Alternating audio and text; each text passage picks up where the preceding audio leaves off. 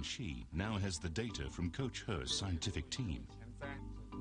This reveals that he's arching his body too much in the third phase of the jump.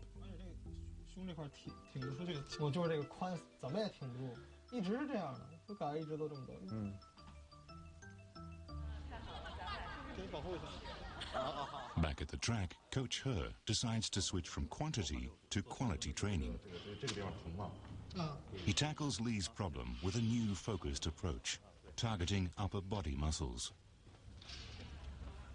不是像以前一跳，把它跳很多很皮，这样就训练效果不好。 Now, Li's exercise program includes weightlifting and strength conditioning. 他感觉就是比较适应，就是每天的训练得到了比较好的恢复。虽然不会全部恢复，但是他到非常好的恢复，他能有非常充沛的体力进行第二天的训练，就是把这个计划给他安排的节奏性非常好，比较合理了。 The new targeted regime is starting to bear fruit. The boy who came just 15th in Athens won gold at the Asian Games in 2006. Li Yanxi came home a hero. His next battle will take place here in Beijing.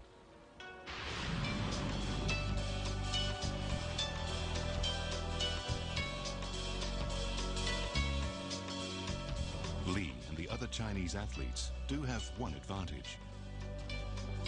As the host nation, China automatically qualifies for almost every event.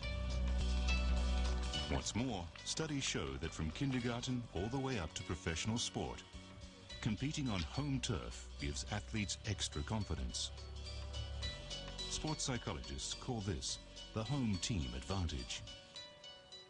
If they have a very good opening to the Olympic Games, I think that will create its own momentum. You'll find that the crowd will be expecting all Chinese athletes to start winning, that the athletes themselves will gain in confidence from that and will also feel that they can win. And at the same time, that'll put pressure on everybody else who will be looking and say, wow, these Chinese are great. I'm not sure we can beat them. It could have a huge psychological effect. The home crowd will have high expectations. Are Chinese athletes strong enough to handle the pressure?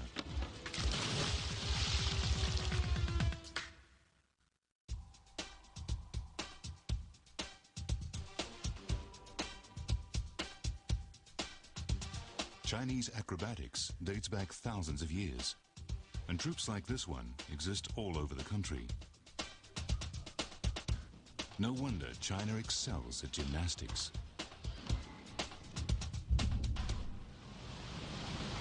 Swimming doesn't have such a long tradition here. At Athens, China only won 2 swimming medals. For head coach Zhang Yadong, that's not good enough. 中国有句话叫千银不抵一金啊。 Zhang's biggest hope for gold is Asia's 200-meter butterfly champion, the flying fish, Wu Peng. 金牌应该说，我觉得对我就是意味着对我的平时的训练、平时的生活对于我的一种肯定吧，我觉得是。Just like their fellow athletes, talented Chinese swimmers are selected young and trained hard. Today, they also target their training, strengthening specific muscle groups on land as well as in the water. Coach Zhang is taking things one step further. He thinks he can change his team's fortunes if he also dissects how other nations win gold. Like Australia.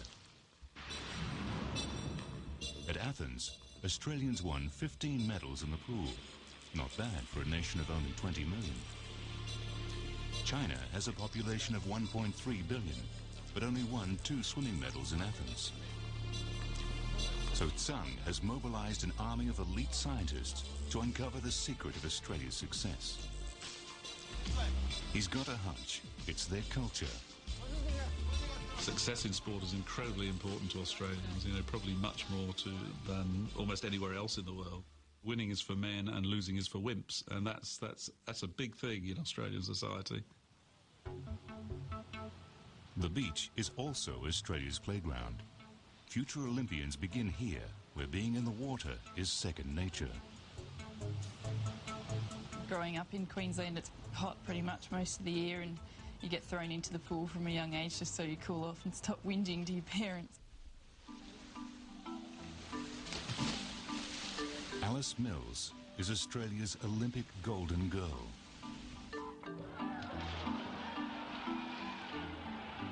Only 17 at Athens, Alice won 2 gold medals.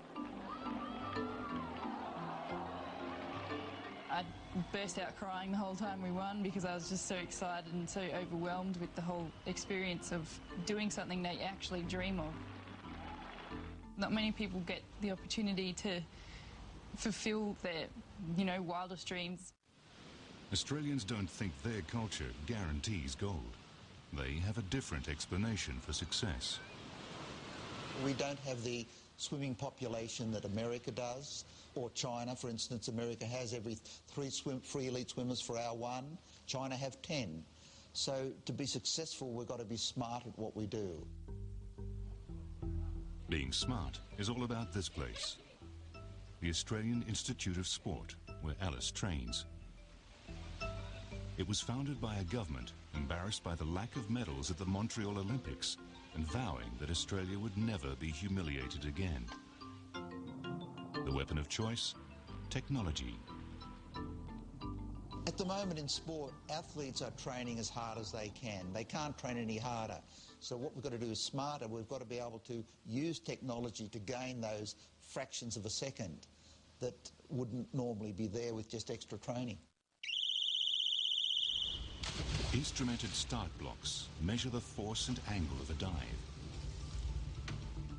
Magnetic timing systems identify minute variations in speed. Every move is captured by 24 cameras. Nothing escapes the eye of an army of analysts.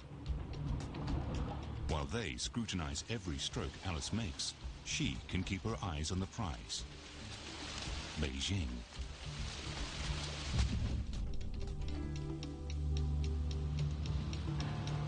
Team China hasn't got Australia's high-tech armory, but they do have the talent.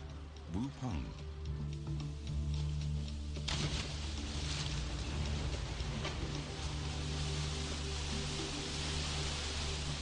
应该说，小的时候等于说就是在体校里练的时候，就希望以后能就是穿上国字号的衣服，然后征战在这个世界的泳坛上。